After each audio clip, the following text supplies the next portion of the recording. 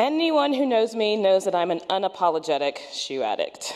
I have approximately 100 pairs of shoes in my closet as I speak, and it doesn't matter what size you wear, shoes are always faithful. It is appropriate then that all my life I feel like I've been waiting for the other shoe to drop. Let me explain. I'm a pediatrician. I've spent years of my life training and studying and reading and sacrificing to take care of other people's babies. Although my family started off poor, we are solidly middle class, and I've lived a relatively sheltered and easy life. I was always a good kid, and things came pretty easy for me. I got scholarships to college and med school, got into my first choice for residency, and I feel like I've always lived my life under the proverbial white cloud. I even got pregnant easily on the first try each time. Yes, you can hate me. When I got pregnant with my own children, I said the same thing that every expectant mother says, as long as they are healthy. Both of my pregnancies were very rough. I have thrown up on every mile of road south of Nashville that you can imagine.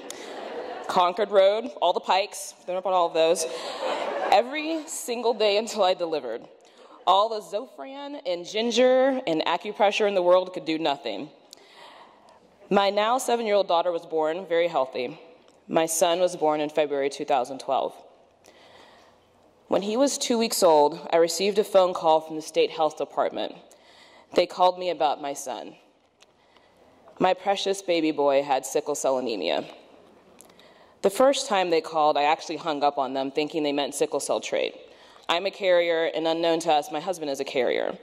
Having the trait doesn't do anything. However, if you remember from biology class, if you have two parents who are carriers, you have a 25% chance of having a child who's affected. They called me back again to tell me that he had sickle cell anemia. My world stopped. There's a song with the lyric, I guess we're all one phone call from our knees. That was my phone call. My other shoe dropped. Actually, it didn't just drop. It was initially a gigantic steel-toed, grunge-era Doc Martens boot that kicked me until I was black and blue. This disease that I had studied and witnessed firsthand in the hospital was now part of my family. We went from a relatively unscathed existence to constantly thinking about illness. We began to worry about infections and strokes and pain crises and insurance and deductibles. His diagnosis made us re-examine our family structure in a way that we had not anticipated. I quit working in a traditional office job to do evening shift work so that I could keep my son out of daycare that we loved but was making him sick all the time. My husband started working from home so that we could have a flexible schedule in case one of us needed to drop everything and take him to the hospital.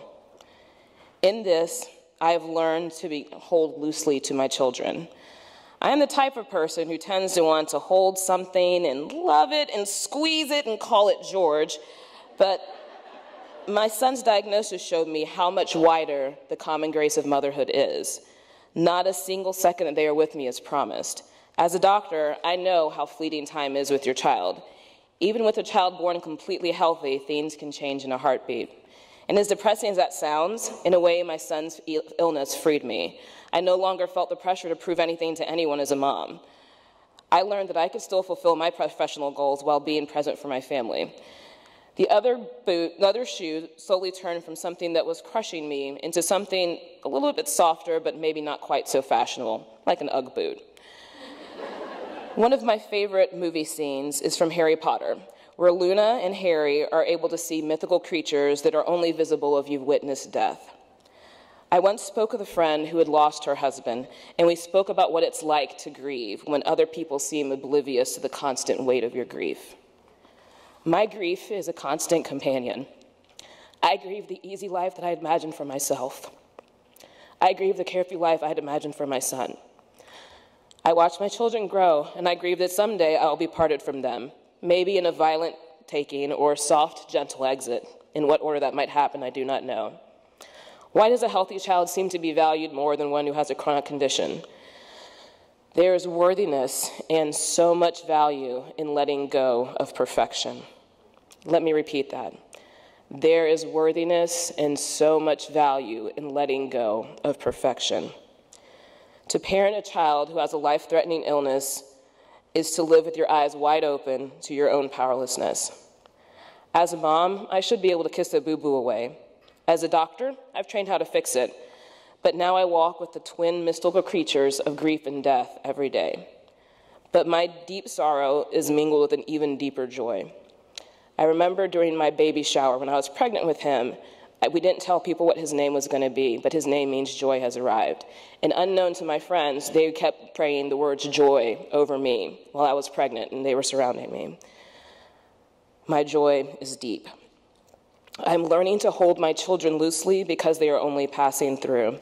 I revel in the sticky hands and ruckus, in the fact that he's a master crib escape artist, and that last Christmas he ate glitter. Guess how I found that out? That's right. Glitter poo. That's right, glitter poo. Each child has value, and the common grace of motherhood is to discover that. I am so fortunate that the other shoe did drop. Thank you.